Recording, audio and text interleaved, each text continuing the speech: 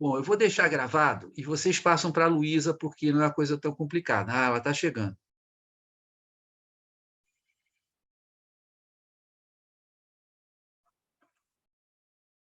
Luísa, você já está aí? Já?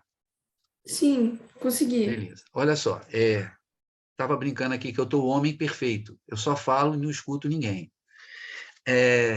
Mas então vocês vão fazer aula sem mim. Mas eu queria só falar de três coisinhas que são de história, tá? Depois a professora Eneida não precisa de mim para analisar a literatura, né? A primeira é a seguinte: esse conto ele é publicado na Gazeta de Notícias, que é aquele jornal mais livre do que o Jornal das Famílias, enfim, do que as revistas femininas em que o Machado publicava, né? Então, nesse jornal, ele podia desenvolver, apresentar contos mais contundentes, mais críticos, tá? Bom, se vocês notarem, a data do conto é 1891, ou seja, 3 anos depois da abolição.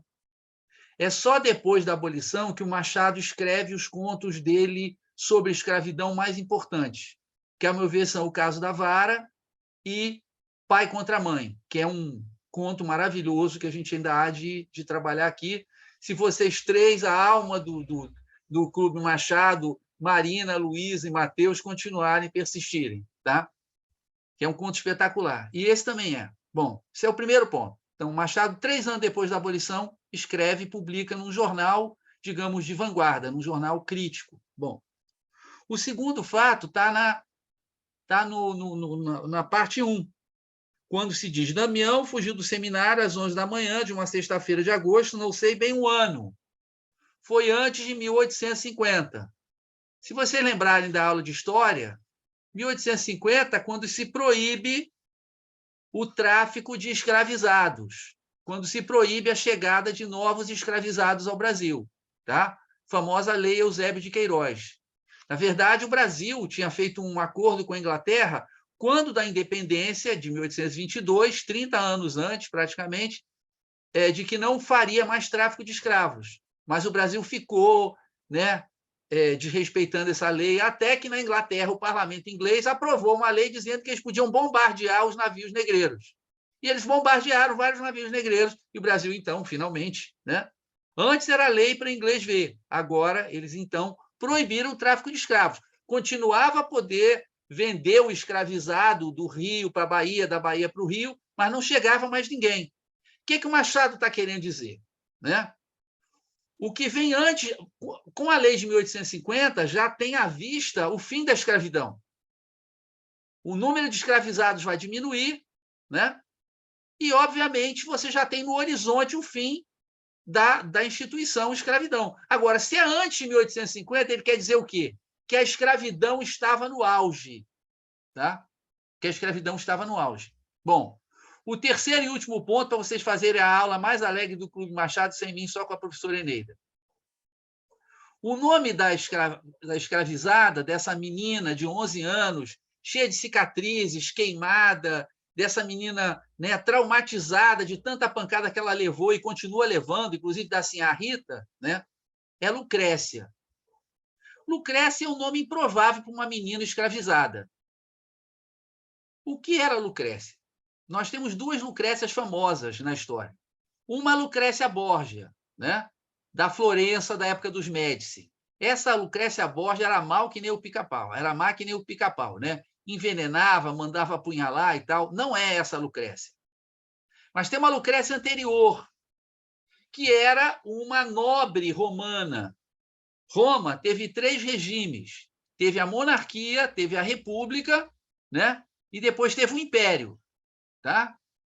A monarquia, segundo o mito, segundo as lendas, ela acabou porque um rei chamado Tarquínio Soberbo, ou seja, Tarquínio Arrogante, teria estuprado uma nobre chamada Lucrécia. Então, a Lucrécia é o símbolo do desrespeito, da violência. Esse nome representa alguém que sofreu uma enorme violência, né? Os nobres romanos ficaram tão chateados com aquilo que derrubaram o Tarquínio e instauraram, então, o regime republicano. Tá? que tinha assembleia, etc, etc. Bom, com isso, né, eu que não sou mal que nem o Pica-Pau, não sou mal que nem a Lucrécia Borja, vou então dar minha contribuição, saindo e deixando vocês à vontade com a professora Eneida. Tem uma ótima reunião. Eu depois, com certeza, vou ver e ouvir e vou ficar orgulhoso da professora Eneida, como sempre, e também de vocês, também como sempre. Tá bom? Estou muito triste não poder participar. Nós temos o quórum hoje perfeito, vocês três aí, maravilhosos, mas, enfim, problemas técnicos, tá? Então, com isso, eu deveria sair, mas eu não consigo sair. Então, eu vou aqui, vou fazer o quê? Vou parar o vídeo e vou me colocar no mudo. Tá bom, gente? Então, bom debate para vocês. Um beijo. Até semana que vem.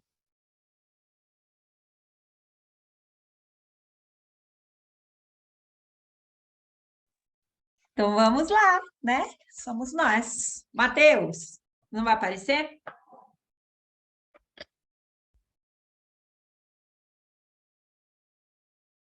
Agora crispou o Matheus agora? Matheus?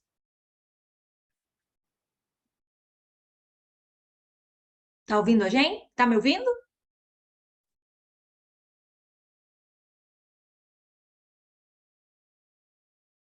Ai, gente, que coisa é essa hoje?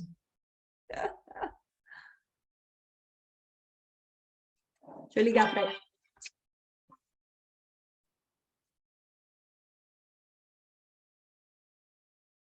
Aí.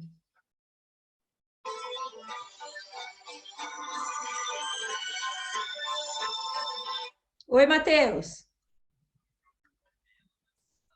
Você não tá me ouvindo?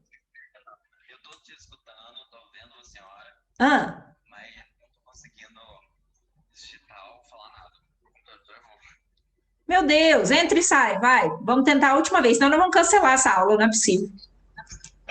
Tá bom. Vai. Porque daí a gente precisa dele para ler, né? Ele só tá vendo e ouvindo. Ele não consegue. Vocês estão me escutando direitinho, né? Sim. Eu acho que é porque a internet tá bem instável hoje. Tá toda hora aqui aparecendo, tá instável a internet. Tá ruim, né? É, tá mesmo. Porque segunda-feira. O que que vocês acham? Vocês acham que a gente deixa para semana que vem ou a gente tenta assim mesmo? A Por mim, pergunta tanto faz. Vamos ver se ele conseguir entrar e conseguir falar, beleza. Não, daí a gente. Não, na hora que a gente saiu, aí eu fui entrar de novo. Não tava dando, tava colocando. Aí teu Zoom travou. Sim, aí eu tive que reiniciar o computador. Uhum. Deu certo. Quando acontece isso, que reinicia, geralmente resolve. Eu não sei o que está acontecendo com a do Marcos, não. Sei lá. Ixi.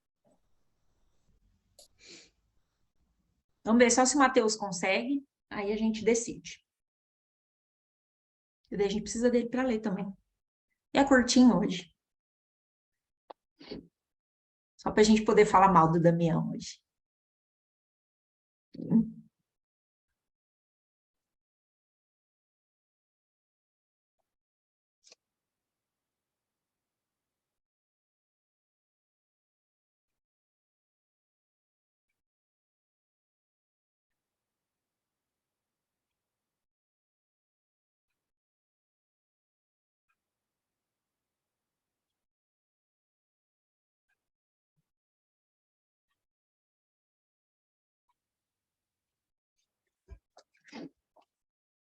E agora, Matheus? Tá me ouvindo? Estamos. Não tem Pronto. problema que a gente não te veja, não, mas pelo menos a gente está te ouvindo e aí, para rodar a leitura, eu acho que fica melhor, tá? Ok. Então, beleza. Então, vamos começar o caso da Alvara. Eu vou ajudar vocês lerem também, tá? Então, vamos começar. Eu vou seguir minha ordem. A Marina, eu, Luiz e Matheus, tá bom? Vamos lá? Então, pode começar, Marina. tá abrindo de novo aqui.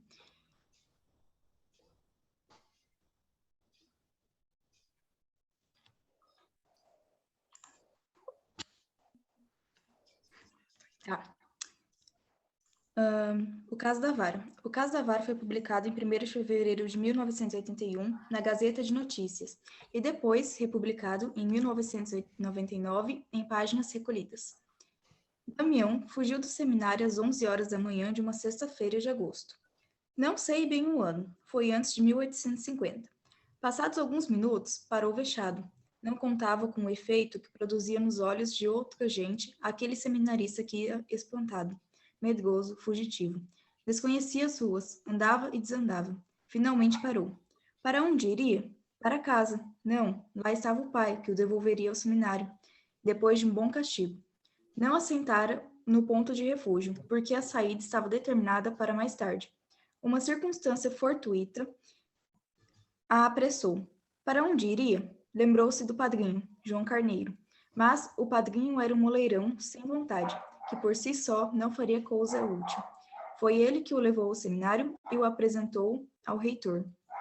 Trago-lhe grande o homem que há de ser, disse ele ao reitor. Venha, acudiu-lhe esse. Venha o grande homem, contando que seja também humilde e bom. A verdadeira grandeza é chã. Moço, tal foi a entrada. Pouco tempo depois, fugiu o rapaz ao seminário. Aqui o vemos agora na rua, espantado, incerto, sem atinar com refúgio nem conselho. Percorreu de memória as casas de parentes e amigos, sem se fixar em nenhuma. De repente, exclamou, vou pegar-me com sinhá Rita. Ela manda chamar meu padrinho. Diz-lhe, quer que eu saia do seminário. Talvez assim...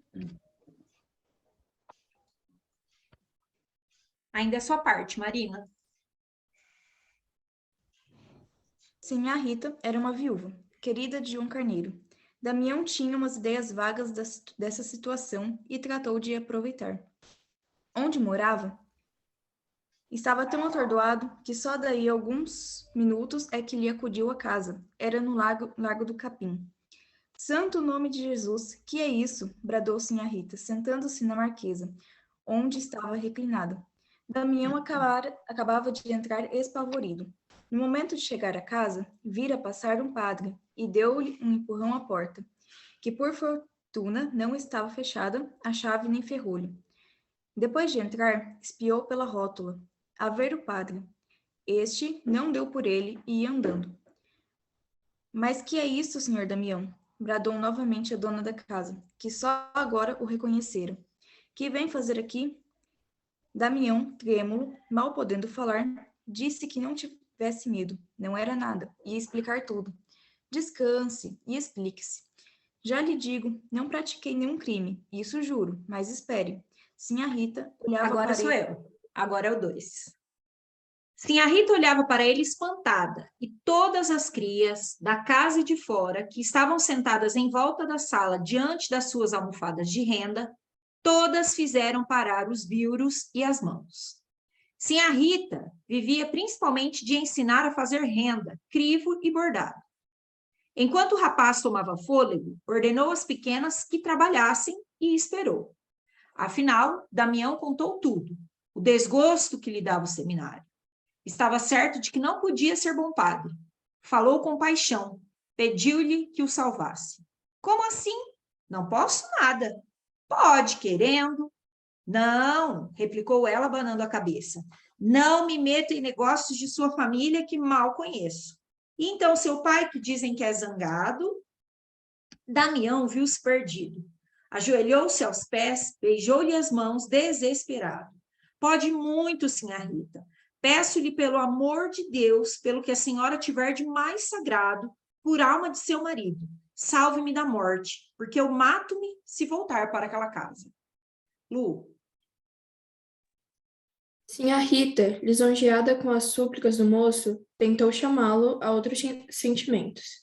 A vida de padre era santa e bonita, disse-lhe ela. O tempo lhe mostraria que era melhor vencer as repugnâncias e um dia... Não dá, nunca. Redarguia? Redarguia Damião, abanando a cabeça e beijando-lhe as mãos, e repetia que era sua morte. Sinhá Rita hesitou ainda muito tempo, afinal, perguntou-lhe por que não ia ter com o padrinho. Meu padrinho? Esse é ainda pior que meu pai. Não me atende. Duvido que atenda a ninguém. Não atende? Interrompeu Sinhá Rita, ferida em seus brios. Ora, eu lhe mostro se atende ou não. Chamou o moleque e brandou-lhe que fosse à casa do senhor João Carneiro chamá-lo. Já e já. E se não estivesse em casa, perguntasse onde podia ser encontrado. E corresse a dizer-lhe que precisava muito de falar-lhe imediatamente. Anda, moleque. Mateus, Damião suspirou alto e triste. Ela, para mascarar a autoridade com que dera aquelas ordens, explicou ao moço que o senhor João Carneiro fora amigo do marido e arranjara-lhe algumas crias para ensinar. Depois, como ele continuasse triste, encostado a um portal, puxou-lhe o nariz, rindo. Ande lá, seu padreco, descanse que tudo se há de arranjar. Sinhá Rita tinha 40 anos na certidão do batismo e 27 nos olhos. Era apessoada, viva, patusca, amiga de rir, mas, quando convinha, brava como o diabo. Quis alegrar o rapaz e, apesar da situação, não lhe custou muito. Dentro de pouco, ambos eles riam. Ela contava-lhe anedotas e pedia-lhe outras, que ele referia com singular graça. Uma destas, estúrdia, obrigada a trejeitos, fez rir a uma das crias de Sinhá Rita, que esquecera o trabalho, para mirar e escutar o moço. Sinhá Rita pegou de uma vara que estava ao pé da marquesa e ameaçou-a. Lucrécia, olha a vara. A pequena baixou a cabeça, aparando o golpe, mas o golpe não veio. Era uma advertência. Se à noitinha a tarefa não estivesse pronta, Lucrécia receberia o castigo de costume. Damião olhou para a pequena. Era uma negrinha, magricela, um frangalho de nada, com uma cicatriz na testa e uma queimadura na mão esquerda. Contava 11 anos. Damião reparou que tossia, mas para dentro, surdamente, a fim de não interromper a conversação. Teve pena da negrinha e resolveu apadrinhá-la. Se não acabasse a tarefa, Sinhá Rita não lhe negaria o perdão. Demais, ela rira por achar-lhe graça. A culpa era sua. Se dá culpa, interxiste. Marina. Nisto, chegou João Carneiro. Empalideceu quando viu ali o afilhado e olhou para Sinhá Rita, que não gastou tempo com preâmbulos. Disse-lhe que era preciso tirar o moço do seminário, que ele não tinha vocação para a vida eclesiástica e antes um padre de menos que um padre ruim. Cá fora também se podia amar e servir a Nosso Senhor. João Carneiro, assombrado, não achou o que replicar durante os primeiros minutos. Afinal, abriu a boca e repreendeu o afilhado por ter vindo incomodar pessoas estranhas, e em seguida afirmou que o castigaria. Qual castigar, qual nada? Interrompeu Sinhá Rita. Castigar por quê? Vá falar a seu compadre. Não afianço nada, não creio que seja possível. Há de ser possível, afianço eu. Se o senhor quiser, continuou ela com certo tom insinuativo, tudo se há de arranjar. Peça-lhe muito que ele cede. Ande, senhor João Carneiro, seu afilhado não volta para o seminário. Digo-lhe que não volta. Lu.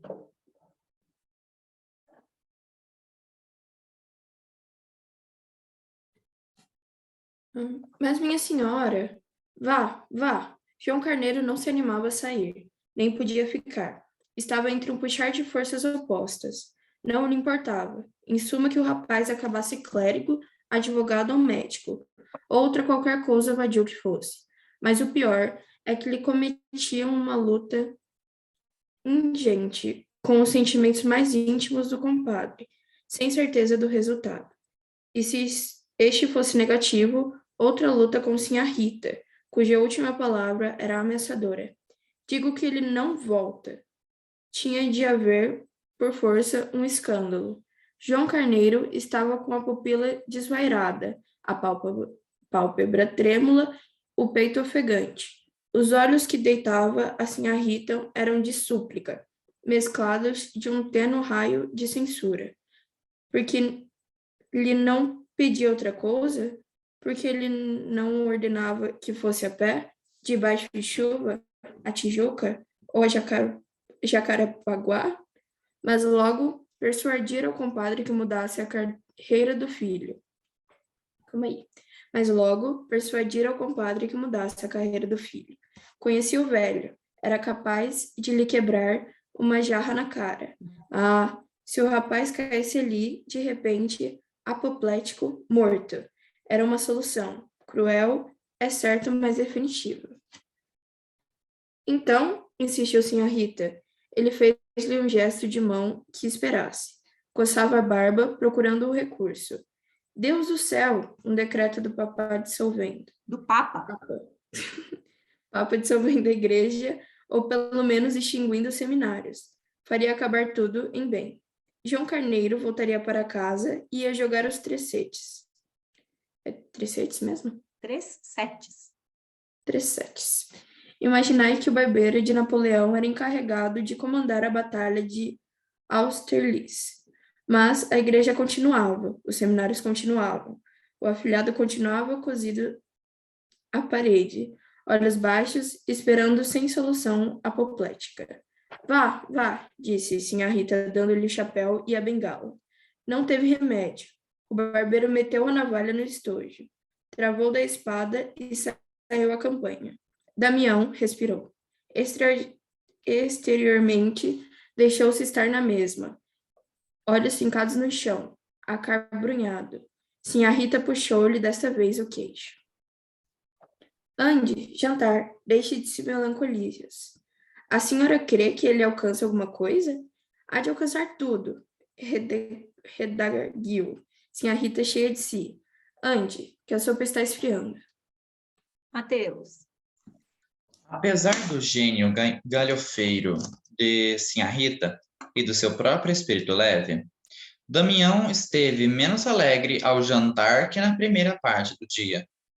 Não fiava do caráter mole do padrinho, contudo, jantou bem e, para o fim, voltou às pilhérias da manhã.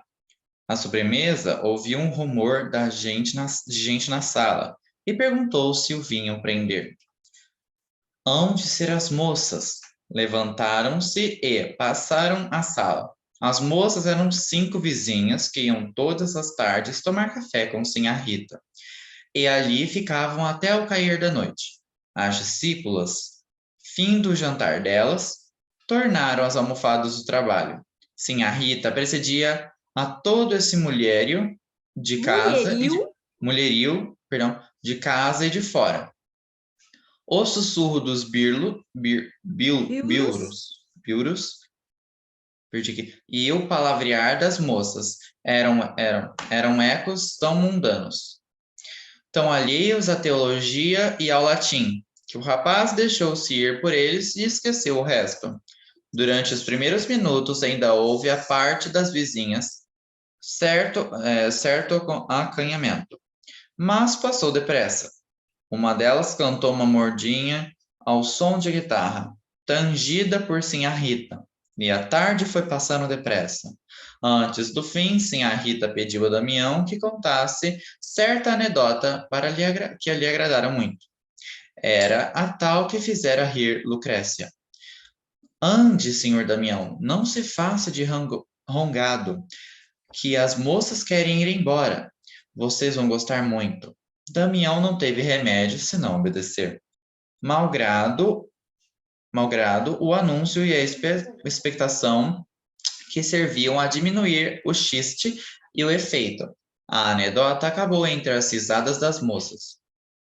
Damião, contente de si, não esqueceu Lucrécia e olhou para ela, a ver se rira também. Viu-a com a cabeça metida na almofada para acabar a tarefa. Não ria, ou teria rido por dentro. Como tossir. Vai, Marina. Saíram as vizinhas e a tarde caiu de tudo. A alma de Damião foi-se fazendo tenebrosa antes da noite. Que estaria acontecendo? De instante a instante, ia espiar pela rótula e voltava cada vez mais desanimado. Nem sombra do padrinho, com certeza, o pai fê-lo calar. Mandou chamar 2 negros, foi à polícia pedir um pedestre. E aí vinha pegá-lo à força e levá-lo ao seminário. Damião perguntou assim a Rita se a casa não teria saída pelos fundos. Correu ao quintal e calculou que podia saltar o muro. Quis ainda saber se haveria modo de fugir para a Rua da Vala, ou se era melhor falar a algum vizinho que fizesse o favor de o receber. O pior era a batina. Se Rita lhe pudesse arranjar um rodaque, uma sobrecasaca velha, Sinhá Rita dispunha justamente de um rodaque, lembrança ou esquecimento de João Carneiro. Tem um rodaque no meu defunto, disse ela rindo. Mas para que está com esses sustos? Tudo se há de arranjar. Descanse. Afinal, à boca da noite, apareceu um escravo do padrinho, com uma carta para Sinhá Rita. O negócio ainda não estava composto. O pai ficou furioso e quis quebrar tudo. Bradou que não, senhor, que o Peralta havia de ir para o seminário, ou que então metia-o no aljube ou na presiganga. João Carneiro lutou muito para conseguir que o compadre não resolvesse logo, que dormisse à noite e meditasse bem se era conveniente dar à religião um sujeito tão rebelde e vicioso. Explicava na carta que falou assim para melhor ganhar a causa. Não tinha por ganha, mas no dia seguinte, lá iria ver o homem e teimar de novo. Concluía dizendo que o moço fosse para a casa dele. Damião acabou de ler a carta e olhou para Sinhá Rita. Não tem outra tábua de salvação, pensou ele.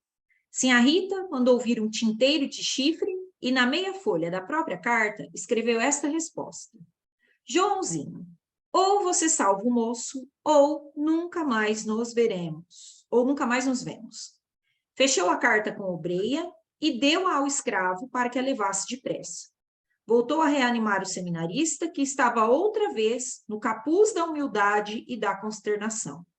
Disse-lhe que sossegasse, que aquele negócio era agora dela. Hão de ver para quanto presto. Não, que eu não sou de brincadeira.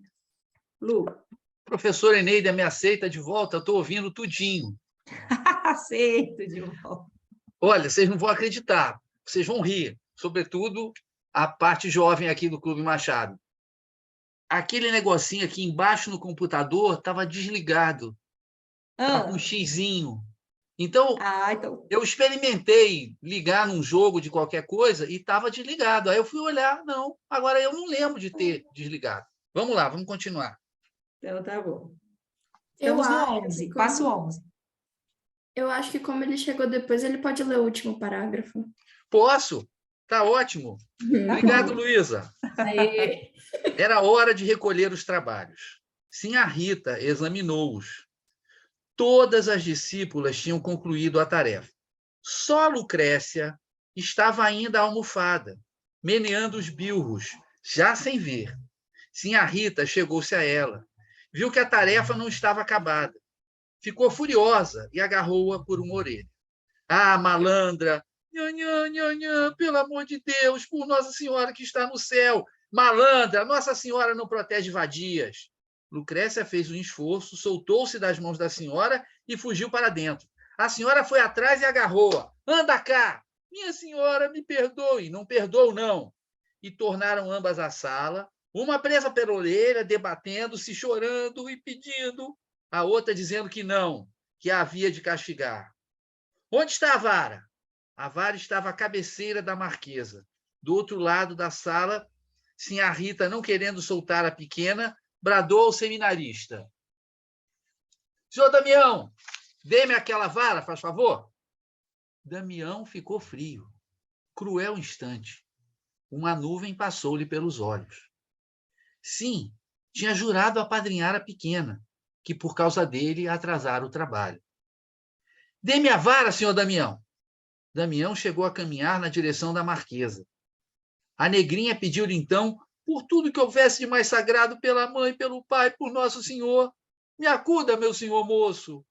Sinhá Rita, com a cara em fogo e os olhos esbugalhados, instava pela vara, sem largar a negrinha, agora presa de um acesso de tosse. Damião sentiu-se compungido. mas ele precisava tanto sair do seminário. Chegou a marquesa, pegou na vara e entregou-a à Sinhá Rita.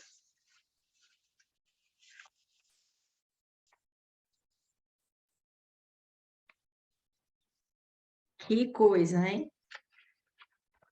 Que coisa. Então, vamos lá, meninas. Palavras-chave para a gente discutir. Marina, tem alguma? Eu tenho só, vou procurar o parágrafo que ela tá, que eu esqueci.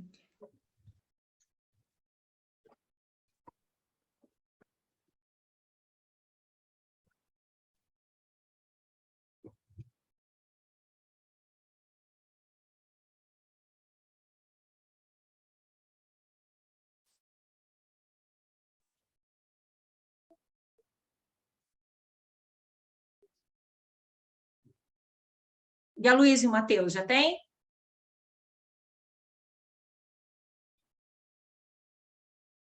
Ainda não. Eu tô procurando ela, mas Tá. E você, Matheus? Também estou procurando aqui. Tá bom.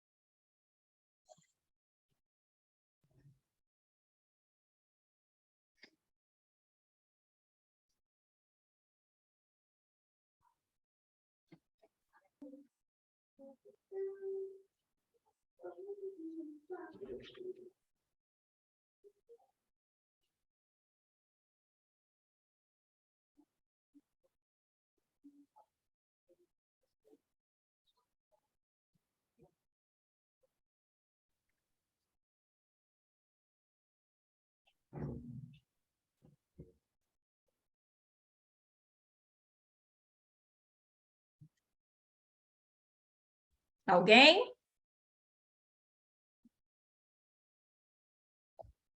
Eu encontrei uma. Fala para nós. Eu vou colocar aqui a palavra refúgio. Em qual parte que tá? Calma lá.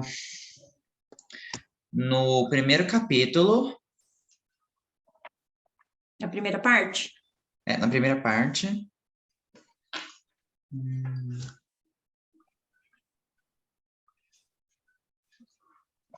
Não assentara no ponto de refúgio. Uhum.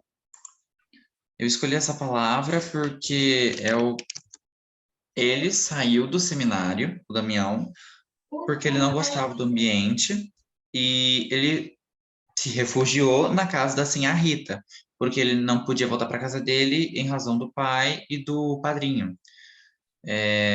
Então ele tentou buscar refúgio lá na casa da Sinhá Rita. E ele também foi tentar apadrinhar Ixi, esqueci o nome A da Lucrécia. Lucrécia, isso.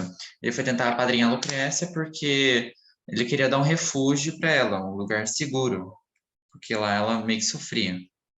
Ele não, né, Matheus? Ela sofria. Posso só fazer um comentário, professora? Fica à vontade. Matheus, só um detalhe. Talvez você tivesse pensado uma coisa e se expressado de forma diferente. Não é que ele não gostava do seminário, nem do lugar do seminário. Ele não queria ser padre. Ele queria casar, ele queria paquerar as meninas, né? Tanto Tá, que tem a entendi. cena das meninas livres chegando lá. O que ele queria era paquerar as meninas, não queria ser padre, né? Que é esse impedimento de casar, de levar uma vida normal e tal, né? Que não gostava do ambiente, não é esse o problema é não querer ser padre. Não tinha vocação, né? Não tinha vocação para padre. Tanto que assim, a Rita tenta convencê-lo, dizendo, não, mas é uma profissão bonita, é uma vocação bonita. Ele fala, mas não tenho nada a ver com isso. Era uma Beleza, coisa que o entendi. pai tinha imposto a ele, Uhum. entende? O pai impôs a ele, e ele não queria, né? Não tinha vocação nenhuma, ele foge, não é? Porque ele não estava gostando do ambiente, não. É muito mais do que isso. Ele não queria onde ele ia desaguar o seminário, ia desaguar no fato dele ser padre. Era isso que ele não queria. Tá, De entendi. resto, o que você falou é perfeito. E aí, Marina? Eu escolhi da marcação 4. Tem duas palavras, duas frases, na verdade, chave, mas eu vou escolher olha a vara, que ela fala, porque a Lucrécia, ela já sabia que quando a Sinhá Rita falava isso, ela iria apanhar, né? Ela iria sofrer, de certa forma. Então, acho que tem uma conexão boa com o texto. E também tem o castigo de costume, né? O castigo do costume, que ela já sabia que era o mesmo castigo. Uhum. Eu lembro que enquanto estava lendo, eu ouvi a palavra não sei o que, eu convinha. Só que eu não estou achando ela no texto. Aí eu estou procurando, mas eu não estou achando. Mas eu lembro de ter ouvido o convinha. Deixa eu ver se eu acho. Se alguém tá... Desculpa, Marina, eu não ouvi, que eu tive que atender aqui. O interfone podia ser entregue ou qualquer coisa. O que você falou como palavra-chave? Eu escolhi a palavra-chave olha a vara. Na Hã? verdade, olha a vara. Olha, Vara. Quando a Lucrécia, tipo assim, ela iria sofrer punições, ela já sabia que quando a Sinhá Rita falava isso, ela iria ter consequências das coisas que eu fazia. Não, é perfeito. Mas olha só, não precisa do olha, né? Vara já dá conta do recado. Porque a vara já é um símbolo e um instrumento da violência, né? Ela não ia usar a vara contra o rapaz, não ia usar a vara nas meninas livres, ela só ia usar a vara nas escravas. A vara estava ali para isso. Ela só usava para isso. Então nem precisa botar o olha, a vara. Porque a vara só, eu acho que já serve como palavra-chave, né? Já é o símbolo dessa violência. É perfeita, essa palavra-chave é perfeita. Ela está no título já, né? Percebam o título do conto. Uhum. É o caso da vara. Não é o caso do menino, né? Nem é o caso da Lucrécia. É o caso da vara. Então, o que está no centro do conto é a violência. Tá? Eu achei. Tá Achou? no quarto. Uhum. Tá onde? No 4. No 4? Uhum. Que fala que ela era brava quando convinha. Aí eu escolheria a palavra convinha. Porque todas as ações do Damião foi por interesse próprio. Então, assim, quando ele entregou a vara, não foi porque ele queria ajudar, é porque ele estava com medo de virar padre. Foi por convenção. Uhum. Por mais que ele tivesse com dó, ele colocou as vontades dele acima do próximo, sabe? Aí eu escolheria essa palavra. Exatamente. Ele podia ir contra as convicções da senhora, né? Então, na verdade, a gente também pode notar aí que ele foi muito desumano, né? Acho que no ponto certeiro da palavra mesmo. Professor, posso elogiar esses três? Foram perfeitos, né? Foram perfeitos. As três palavras-chave foram perfeitas, né? Perfeitas. O que me encanta, além de tudo, nesse conto, né? É que ele monta o conto em cima de dois paralelismos, né? Um paralelismo é o destino das moças brancas e o destino das moças negras. As moças brancas aparecem para tomar chá, né? E conversar, amenidades, quer dizer, isso significa o quê? Era a sociedade brasileira antes de 1850 que convivia tranquilamente com a escravidão. Uhum. Né? As pessoas iam numa casa onde tinha uma porção de meninas escravizadas, e o que a dona Rita fazia? Ela aumentava o valor da mercadoria. Quando ela ensinava essas meninas escravizadas a bordar, costurar, etc., elas passavam a ser mercadorias mais valiosas. Ou seja, a dona Rita fazia isso por dinheiro. Ela pegava uma mercadoria e valorizava essa mercadoria. É isso que ela faz. Por isso que ela estabelecia para essas meninas escravizadas, né, todo um tempo marcado, sob pressão, que elas tinham que aprender a fazer bem e rápido. Quando ela entregava essa menina de volta, ela dizia: olha, está aqui, ó, está treinada. Né? E ela mantinha a fama dela. Então, tem um paralelismo aí. As meninas que chegam para tomar chá, tranquilas e tal, que riem a beça do moço, obviamente tem uma paquera aí do moço com as meninas, né? A própria senhora Rita pede para o moço repetir a anedota, a brincadeira. A Lucrécia, as meninas acham ótimo. A Lucrécia, por achar engraçado, ela sofre a punição, porque o destino dela não é esse. Ela não tem direito a achar nada engraçado, ela não tem direito a se encantar com o rapaz. Esse é o primeiro paralelismo. O segundo paralelismo do conto, ele é muito pior, e foi muito bem captado pela Luísa, por exemplo, e pelo Mateus também. A Marina foi no centro da coisa, da violência, mas esse paralelismo que a Luísa e o Mateus captaram na palavra-chave é o paralelismo dos dois compadrios. Tá? Ele se coloca diante da senhora Rita como o Damião se coloca como alguém que solicita o compadrio, que era uma instituição importantíssima no Brasil da época, né? Um Brasil costurado por relações pessoais. Então, ela passaria a ser a protetora dele, diante do pai e diante até do padrinho, que não era de nada. Ela não é madrinha dele, porque ela não está casada com o João Carneiro, ela tem um caso com ele, ela é amante do João Carneiro. Né? Por concubina e tal, porque o João Carneiro não era casado, mas enfim. E é legal como o Machado nomeia isso, né? Era a querida do João Carneiro. E ela, eu tenho o Rodak, que era do meu antigo marido, mas não era, do João Carneiro, de dormir lá, né? Bom, enfim, tem uma, né, como a Eneida está falando, tem a maneira dele lidar com aquilo com muita ironia. Então, ela se torna, de fato, madrinha dele e resolve o problema dele. Inclusive ameaçando o João Carneiro. Olha, se você não resolver esse problema, esquece, não tem mais caso. Nós não estamos mais. Então, ela é uma madrinha que defende ele com unhas e dentes.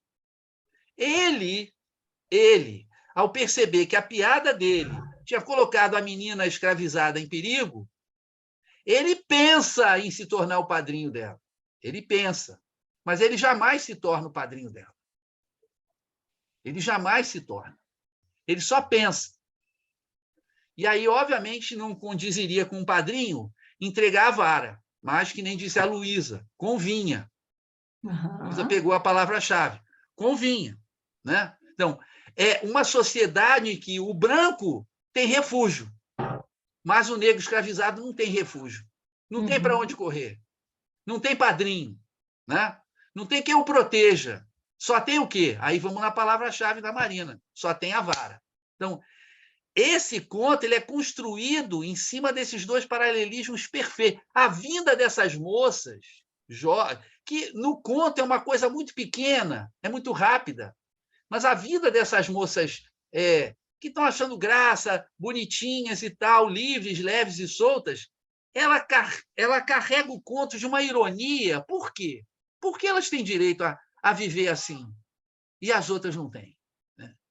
Então, é um Machado aí usando toda a sua arte para mostrar a ignomínia da escravidão. Né? O quanto a escravidão é algo absolutamente lamentável, mas, sobretudo, para dizer, e o que é o mais importante, o Brasil, antes de 1850, depois vai ter movimentos abolicionistas, mas antes de 1850, era um país que convivia tranquilamente com a escravidão. A menina estava ali sabendo que ali tem uma porção de meninas escravizadas, não tem nenhuma solidariedade, elas não têm nenhuma relação, não estabelecem nenhuma relação. Ela não pensa assim, não, mas eu podia ser uma dessas. Se eu nascesse na África e fosse negra, eu podia estar ali, submetida à vara, porque a vara fica ali o tempo todo.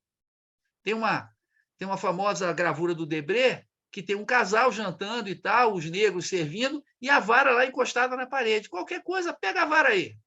Capaz de pedir ao próprio escravizado para pegar a vara para ele ser castigado. Então, é a ignomínia, a vergonha nacional que ele aponta. E aí, como é que a gente poderia pensar esse conto para os dias de hoje?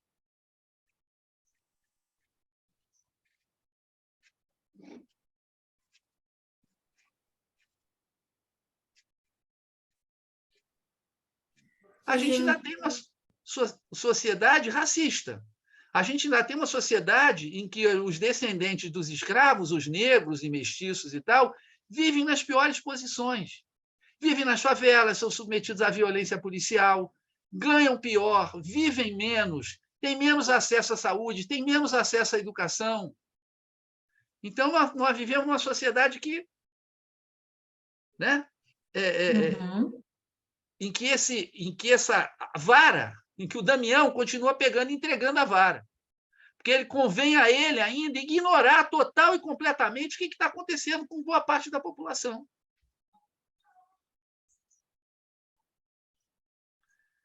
Quer dizer, essa falta de solidariedade, de compaixão, de refúgio, né, para usar a palavra aí do Mateus, refúgio é para poucos. A maior parte da sociedade não tem refúgio, não tem para onde correr.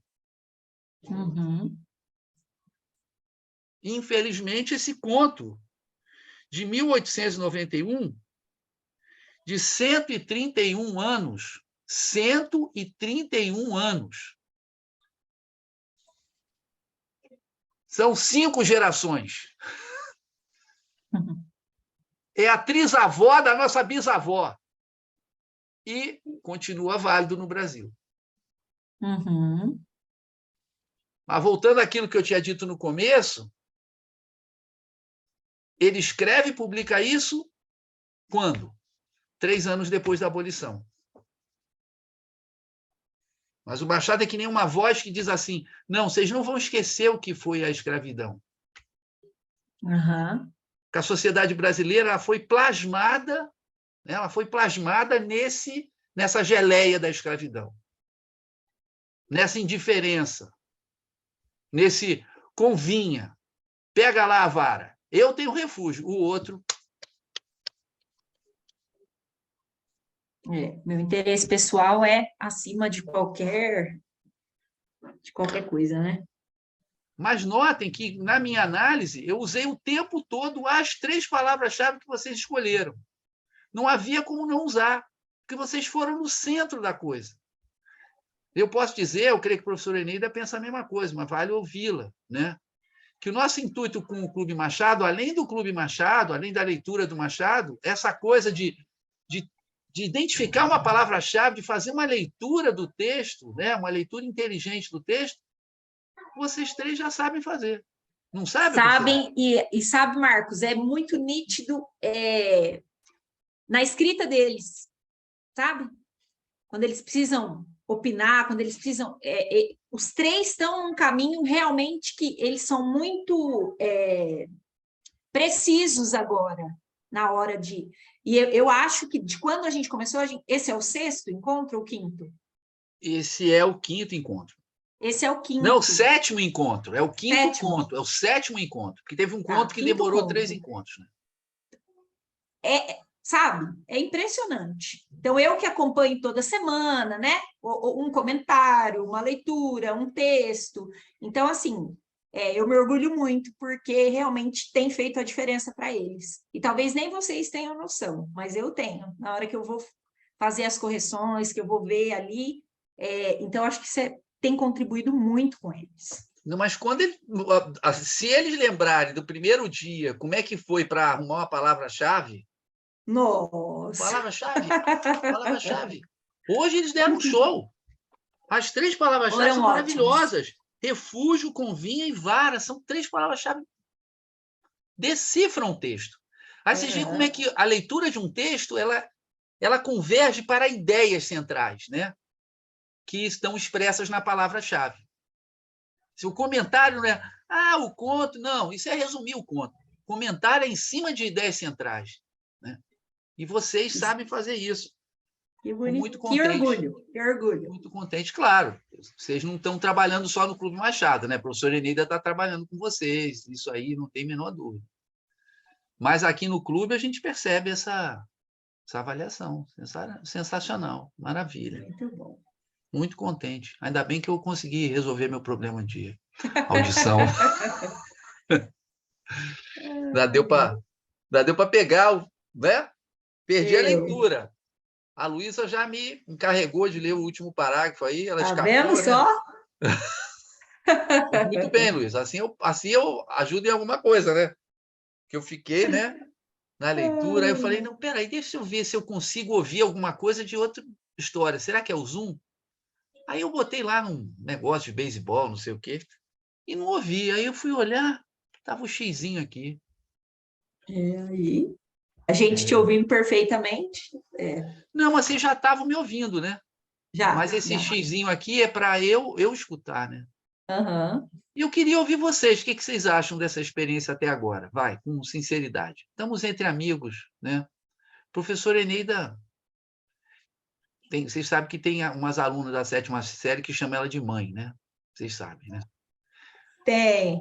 Mas ela tem um lado do rigor, mas tem um lado do carinho, então eu sei que vocês não têm medo de falar na frente dela. E a mim vocês não vão me ver mesmo, não vão encontrar comigo, então vocês podem falar o que quiserem, não tem problema, né? O que vocês estão achando da experiência do Clube Machado? Queria ouvir vocês. Para mim foi muito legal até agora, porque eu estou sabendo me expressar melhor. Ontem no debate eu consegui me expressar melhor do que eu achei que eu conseguiria, mas ainda faltou muita coisa que eu percebi realmente depois, mas está muito bom. Que bom, Matheus. Você fala muito bem, não tem problema nenhum, é só quebrar a barreira né? Às vezes de estar um pouco tímido e tal, você vai falar muito bem, não se preocupe. Fala muito bem mesmo. Eu tô achando ótimo. Minha redação realmente melhorou bastante. Porque antes eu não interpretava muito o que eu escrevia, né? Aí agora eu vi que melhorou bastante, assim. Dá até pra ver Porque os agora vocês conseguem identificar o que é essencial no texto. e o que não é né? necessário botar no texto, que não agrega em nada. Exatamente. Eu acho que a parte que a gente dá opinião, assim, ajuda bastante, porque eu percebi que na hora de falar, em apresentações está bem melhor do que antes do clube. Eu achei muito legal. Poxa, que maravilha. Professora Eneida, acho que eles não precisam mais da gente, não. Também acho. Mas mesmo assim, por esporte, né? Para alegria Vamos continuar, nós viu? precisamos de Firme e forte. vocês, queremos ver vocês Com e certeza. continuar o clube. Agora só Essa falta vocês horinha é chamarem muito mais boa. alguém aí, para garantir. Porque no dia que 2 tem que faltar, a gente não tem clube, né? Fica só um, Aí não tem como fazer. não tem É clube. verdade. Então, se puderem Cadê a dedo quebrado? arrastar alguém, Pois né? ela falou que ia vir. Amanhã eu vou puxar a orelha dela. Promete A que tem Catarina. sorteio de brinde, de livros, não sei o quê. Promete. Depois a gente explica que não, isso foi um boato, não sei de nada. Mas depois o Machado de Assis é capaz de dar conta da história. Ai, ai. Muito bom. Então tá bom, na semana que vem nós vamos ter um conto muito, muito especial, muito bonito. O protagonista de um conto é um adolescente. Eu preciso dizer que é um adolescente apaixonado? Não, né? É uma redundância. Um adolescente apaixonado, é muito delicado o conto, é muito bonito, foi escolhido pela professora Eneida. O conto se chama Uns Braços. É uma maravilha, é um conto de uma delicadeza, assim, um negócio. A professora Eneida escolheu Bem muito diferente, bem, né? De tudo que a gente veio muito lendo até diferente agora. do que a gente analisou até agora. A gente tem procurado Exatamente. variar. A professora Eneida escolheu muito bem. Eu acho que vocês vão gostar demais do conto da semana que vem. Se vocês quiserem trazer Bem alguém, com certeza esse alguém vai gostar muito desse conto, tá? E nós estamos muito orgulhosos de vocês, muito felizes com o resultado, certeza. vocês estão desse jeito. Muito felizes mesmo. Né? Então tá bom, gente. Então é isso, né? Então até semana que vem. Tá bom? Até. Parabéns a todos aí. Para vocês, até amanhã. Um beijo, valeu, gente. Obrigado. Tchau. Boa noite. Tchau, até amanhã e até Tchau. semana que vem. Tá, até Tchau, semana que tchau. vem, Matheus. Valeu, querido. Valeu.